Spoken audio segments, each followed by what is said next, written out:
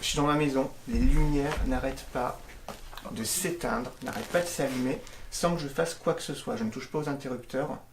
Est-ce que ma maison est hantée? Qu'est-ce que je dois vérifier? Ouais, elles n'en font qu'à leur tête. Vraiment. Est-ce qu'elles sont incontrôlables? Incontrôlables. Alors qu'est-ce que je dois faire? Je dirais que ça, c'est encore un coup de l'électricité, Oui. des interrupteurs et des douilles d'ampoule.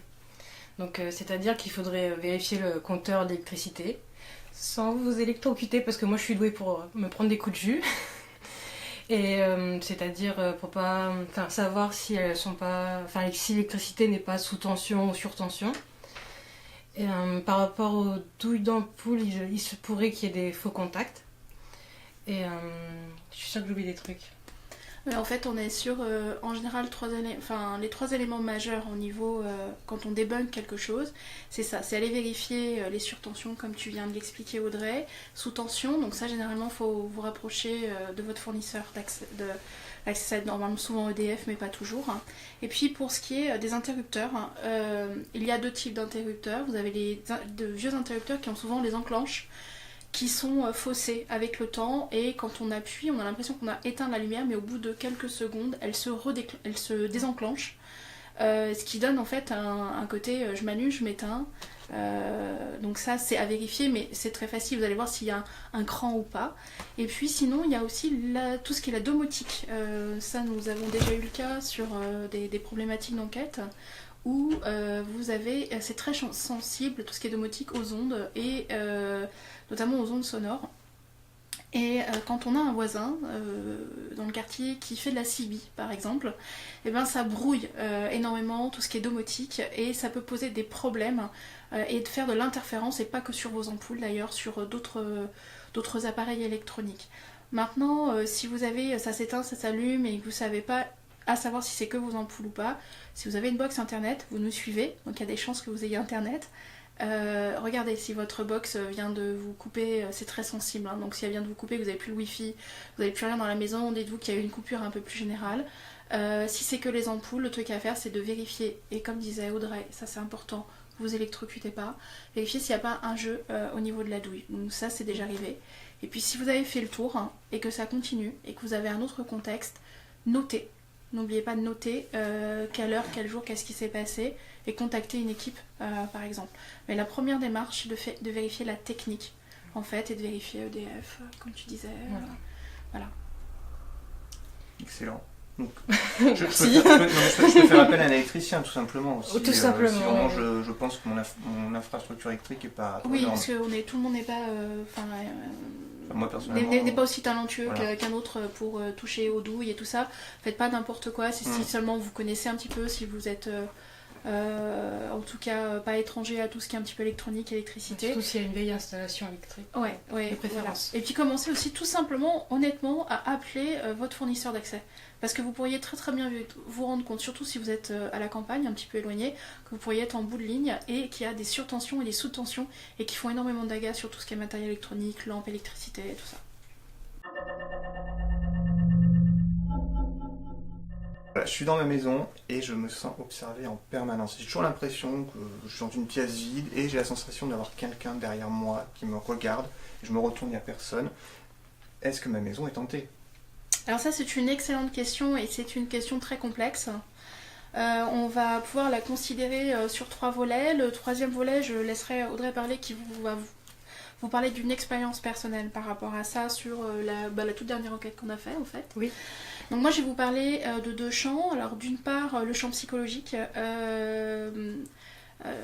dans des périodes de stress très intenses, que ce soit dans votre travail ou dans votre famille, dans vos proches, ça peut amener avec un principe de confusion à se sentir épié, espionné, jamais tranquille.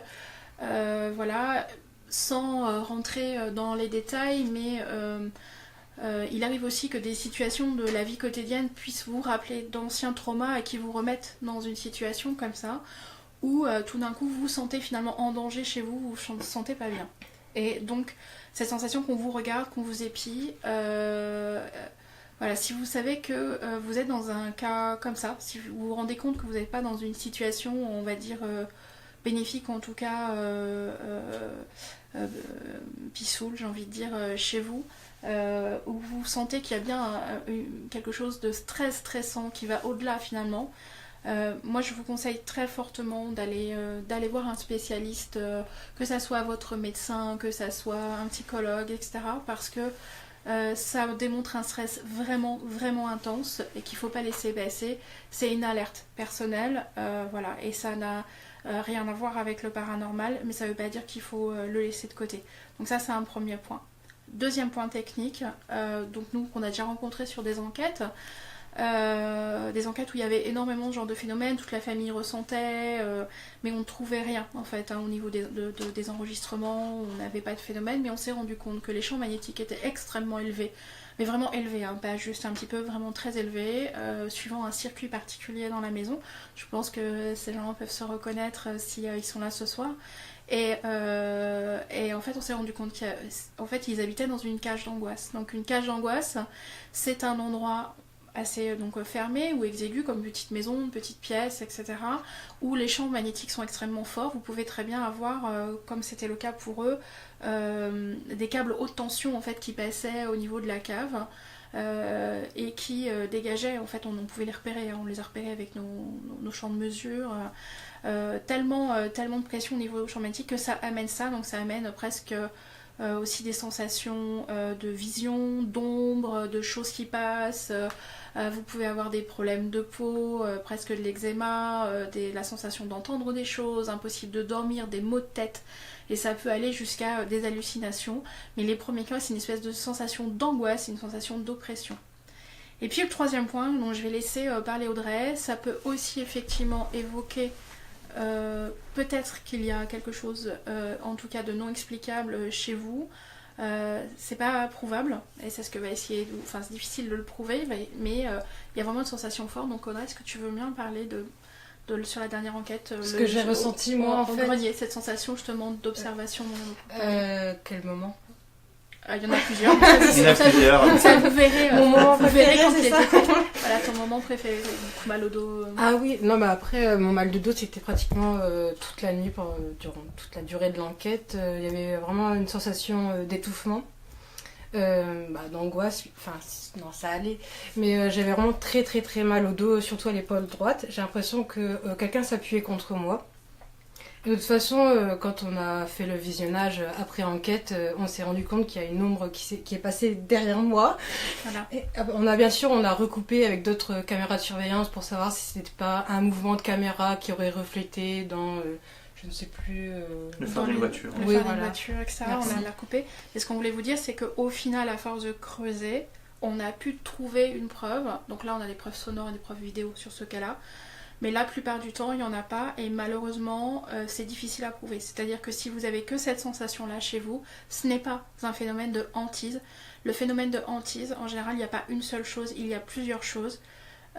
Et si vous êtes très angoissé, s'il y a quelque chose qui ne va pas, si ça vous amène à penser que c'est paranormal, n'hésitez pas déjà à être introspectif vis-à-vis de vous, vérifiez les champs magnétiques, il y a des petits appareils pas chers qui permettent de le faire, faites venir des enquêteurs si nécessaire, restez pas comme ça, et s'il y a vraiment quelque chose, ils finiront par le trouver.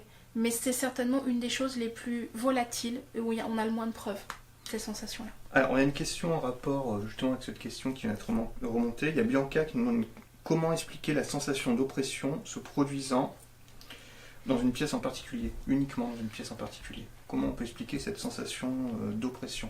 Est-ce que ça peut être une cage d'angoisse aussi? Oui. Oui, Ouais, tout à fait. Parce que les champs magnétiques, ça peut être dû à l'électricité, qui sont juste à un endroit, ça peut être... je sais que sur les enquêtes, ce n'était pas dans tout l'endroit où on devait enquêter, c'était bien particulier, on suivait les câbles, et ça a déterminé surtout 2 pièces principales qui étaient vraiment, notamment dans les chambres, qui étaient vraiment très fortement, et alors que dans d'autres, on pouvait se sentir bien. Et dans les phénomènes de hantise, c'est très rare que ça ne se passe que dans une seule pièce. D'accord. Enfin, sauf si évidemment vous habitez dans un studio. Oui, effectivement. Mais un studio, dans oui. un 2 pièces. Mais en général, quand même, il y a une pièce ou 2 qui peuvent être très fortement actives, mais vous avez d'autres choses ailleurs. D'accord. Très bien. Donc d'abord, on va vérifier l'électricité Ouais. avant de Les chercher des phénomènes paranormaux. Mm. D'accord.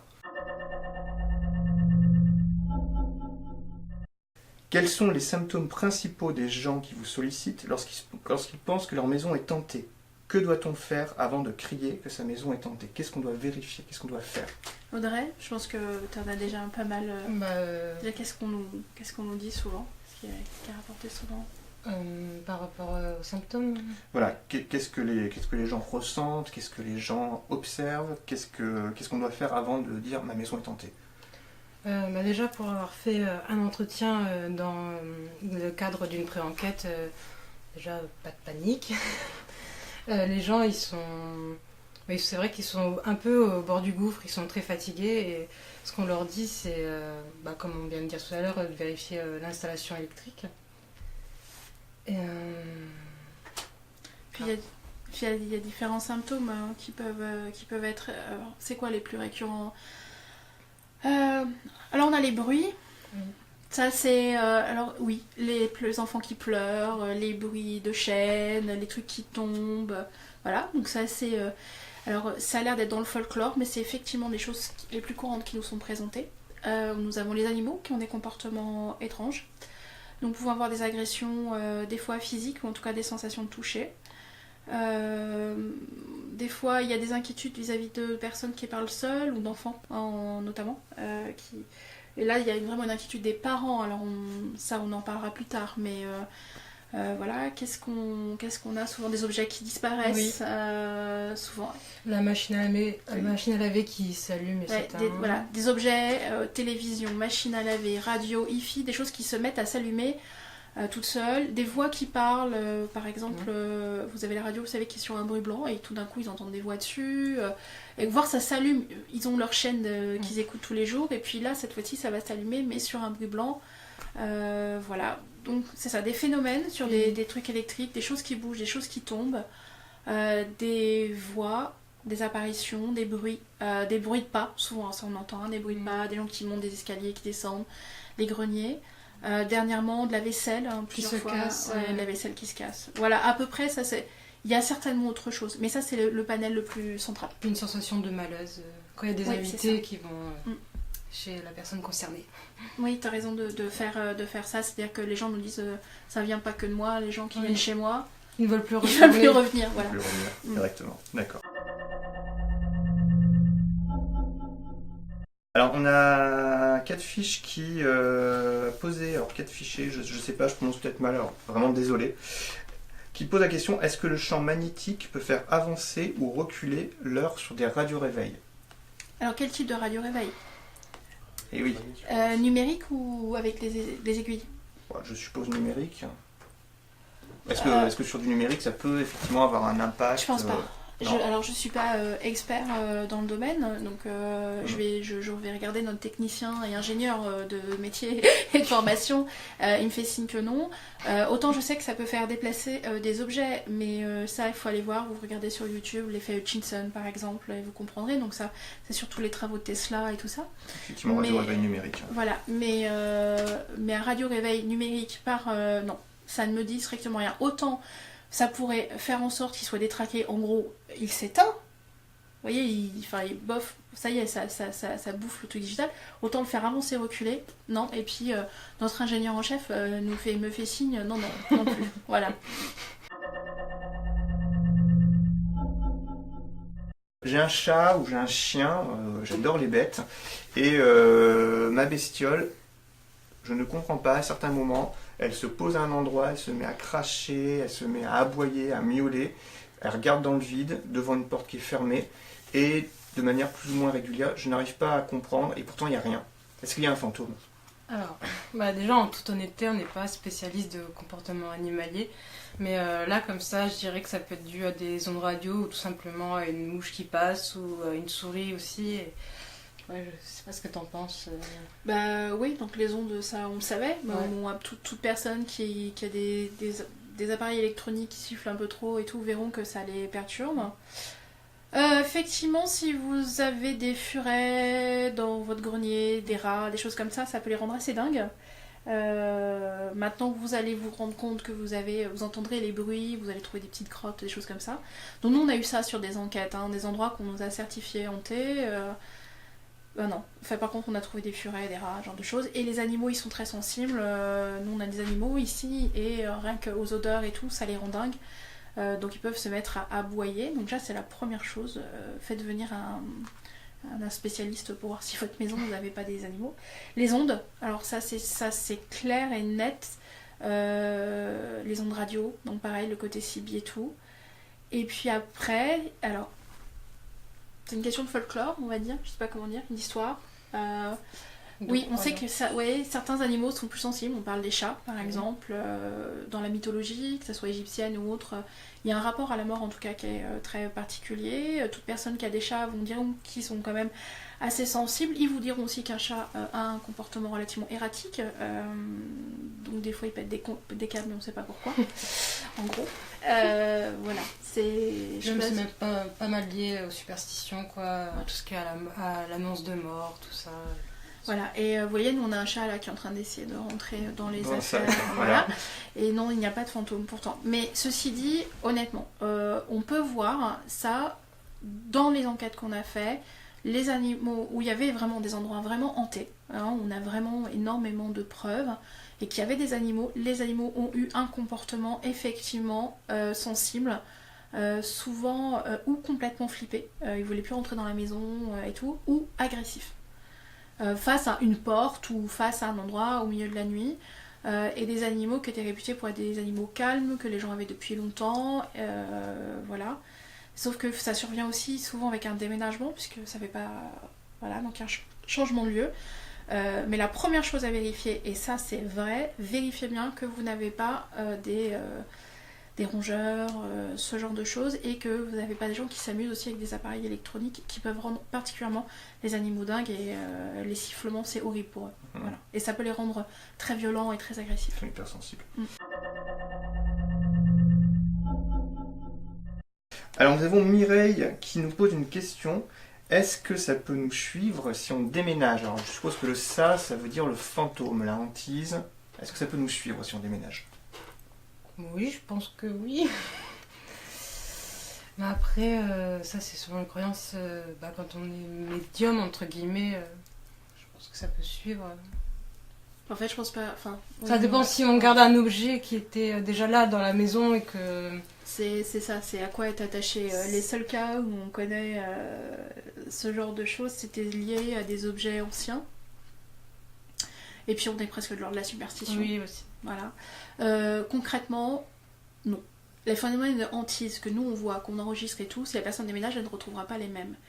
Maintenant, on prend une personne qui est sensible, pour reprendre ce que dit Audrey. Ça sera pas la même chose.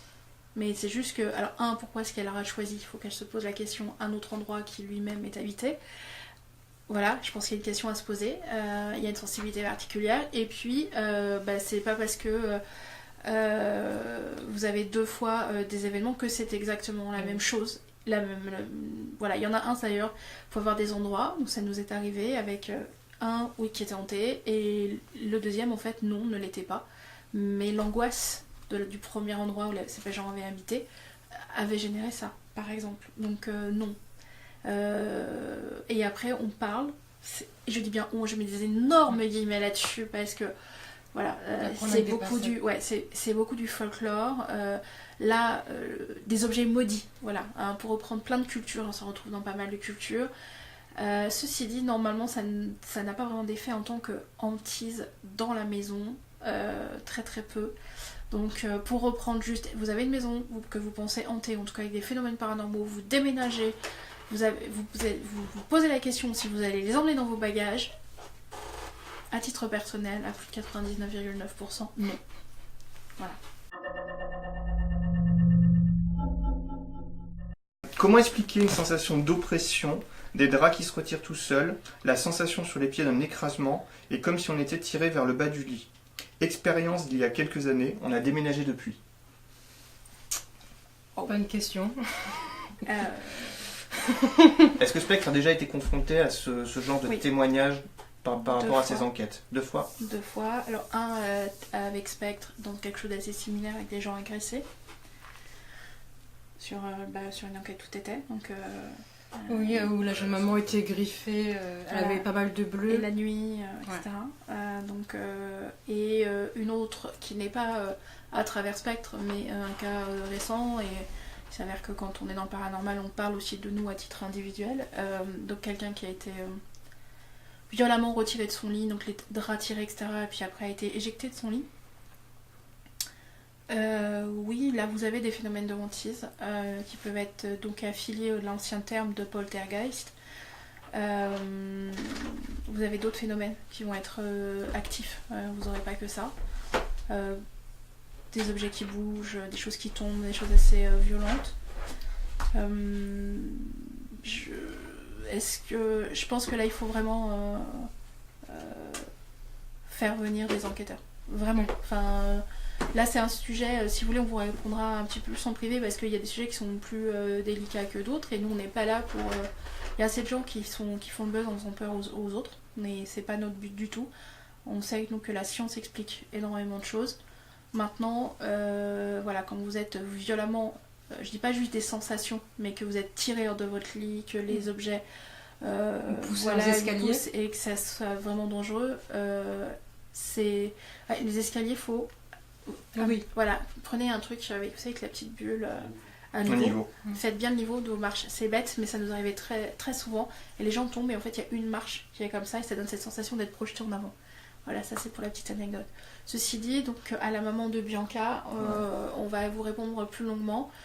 Vous pouvez avoir des phénomènes de hantise et de poltergeist comme ça. Après, j'aurais pu rigoler en disant que c'est un chat ou autre, mais là ça me fait pas rire, puisqu'on a eu un cas récemment et voilà, qu'on suit encore de personnes qui sont régulièrement agressées. Et voilà, c'est très très rare, ceci dit. Honnêtement, c'est vraiment très très très très rare. Mais ça arrive.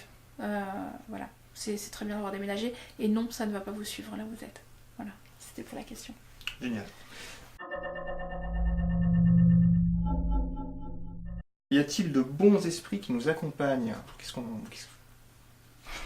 Ah, on me regarde toujours.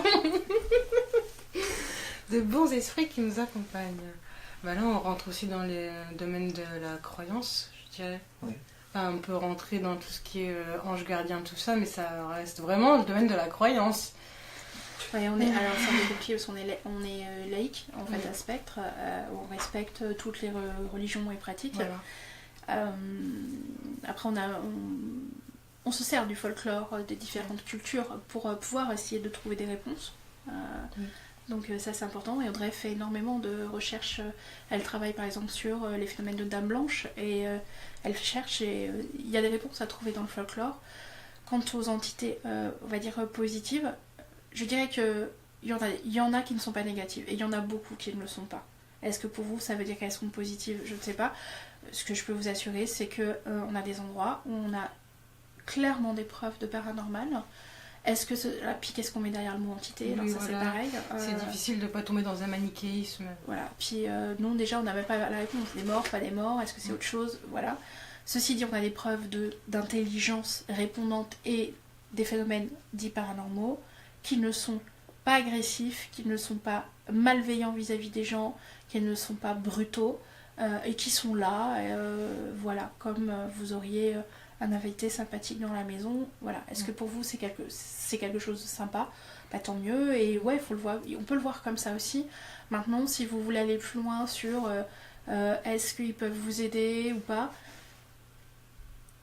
à titre personnel, je ne crois pas aux anges gardiens, je le dis clairement. Par contre, je sais que moi j'ai une entité qui m'a aidée une fois dans ma vie, face à un événement, j'aurais dû me brûler, je me suis pas brûlée, voilà. Mais une grave brûlure, et c'est tout. En gros, c'est un peu, si vous me demandez, est-ce qu'il y a des êtres humains qui sont bons? J'ai envie de dire que bah oui. Ça dépend de leur humeur. Puis ça dépend, puis voilà, des circonstances et des gens. Par contre, tout ce qui reste, malheureusement, c'est là vraiment du terme de la croyance et on peut pas rentrer. On a des opinions, tous des opinions personnelles. Et à Spectre, on essaye de pas s'étaler trop par rapport à ça, ne serait-ce que pour respecter tout le monde et puis pour pas faire d'impasse, pour être assez ouvert pour tout comprendre. D'accord. On rentre dans les faits avant tout, Ouais, c'est ça. et pas dans les croyances. Et ouais, c'est ça. J'ai vu une ombre noire chez moi, je voudrais savoir ce que c'est. Merci. Alors, Ça, je peux te laisser répondre. Parce que- Non, Comme ce que tu as eu sur la dernière, par exemple. on n'a pas réussi à l'expliquer, donc ça... Mais ça, je pense que vous avez besoin de comprendre on va aussi. essayer. On a essayé, Ouais. on va vous expliquer la méthodologie, comme on a essayé d'expliquer, et ce qu'il en reste. Alors déjà, est-ce que vous êtes au courant? Il y a les phénomènes de pareidolie et d'ombre et tout ça, donc illusion optique et tout. Ça, si vous voulez, on en reparlera, on fera un petit article dessus. Ouais, tout à fait. Mais là, je vais laisser répondre Audrey par rapport à cette expérience-là, de la notion d'ombre et comment on fait pour essayer de trouver ce que c'est. C'est-à-dire comment on a réussi à prouver qu'il y avait une ombre qui est passée derrière moi. Mhm. C'est parce que déjà on avait plusieurs caméras de surveillance et aussi une personne dans l'équipe qui aussi tenait un caméscope. Et quand on a fait le visionnage après enquête, on a essayé de recouper en fait toutes les vidéos. Puis on a essayé de voir si c'était pas plutôt un phare de voiture qui reflétait. Mhm. Ouais, C'est une main devant une lumière, ce genre de choses. Et puis vous avez la projection de lumière, vous savez, au niveau de l'ombre, comment ça se passe. Si je mets ma main devant une lumière, ça fait une ombre sur mon visage, C'était pas etc. aussi la lumière de la caméra qui faisait une ombre. Donc la première chose à vérifier si vous avez des ombres, c'est déjà de jour ou de nuit. Je vais vous poser la question, de jour ou de nuit. Et si c'est de nuit, faites bien attention à la circulation aux lumières. Et si elles sont que ponctuelles, on a eu le phénomène avec une moto. Les motos montent plus facilement sur les trottoirs. L'orientation donc change au niveau des phares, se reflète dans des Velux. Nous, c'était pour le coup dans des Velux, qui reflétaient dans un autre endroit et qui donnaient... voilà. Alors, on a Jessica qui donne quelques compléments Ouais. par rapport à... Donc, et j'ai régulièrement des choses anormales chez mon meilleur ami, quelqu'un qui marche, un rétro qui bouge tout seul, et une bouteille d'eau qui bouge seule aussi, et quelqu'un qui tape au carreau, alors qu'il n'y avait personne, mis à part mon meilleur ami et son fils, en train de dormir. Ça fait beaucoup d'événements. C'est ce qu'on a essayé de vous dire tout à l'heure, Ouais. hein, la notion de contexte. C'est ça. Voilà. Là, il y a une Voilà, accumulation il y a une d'événements. accumulation. Ouais, Voilà. bravo, excuse-moi. Je t'en prie. C'est ça, Audrey a raison, c'est l'accumulation et le contexte. Il faut prendre les choses une à une. Et comme on disait tout à l'heure, il faut vraiment noter tout ce qui vous semble louche. Donc pour qu'on puisse faire un tri aussi, quoi. Et même vous, faites un Ouais. tri. Parce que très vite, il y a des choses qui vont pouvoir s'expliquer. Et des choses, vous n'allez pas pouvoir l'expliquer. Mais sur 15 choses qui vont se passer, il y en a 2 que vous ne pouvez pas expliquer. Et les 13 autres, vous pourrez. Et déjà, psychologiquement parlant, c'est très très important de vous détacher de tout ce qui peut être expliqué. Ça enlève énormément d'angoisse. Parce qu'après, tout devient paranormal sinon. Voilà, donc le debunking, c'est pas pour enquiquiner les gens quand on dit c'est vraiment pour enlever tout ce qui peut être angoissant et garder que l'essence des choses. C'est vraiment important. Ayez la tête froide. Faites venir des amis comme vous, Jessica, qui venez chez votre meilleur ami pour voir. Faites vérifier par des gens de confiance qui, eux, peuvent prendre du recul. Si vous voulez pas faire venir des enquêteurs, on peut comprendre, c'est intrusif. Mais prenez une personne de confiance et qu'elle vous aide à prendre ce recul-là. Prenez des notes. Pourquoi? Parce qu'une semaine après, votre cerveau aura déformé vos souvenirs. On le fait tous, c'est un aspect cognitif des choses. Là, ça sera écrit. Comme vous l'aurez vécu sur le moment, vous allez pouvoir reprendre les éléments. Voilà, mais notez bien les heures. C'est important aussi s'il y a des notions de récurrence, ce genre de choses. Voilà.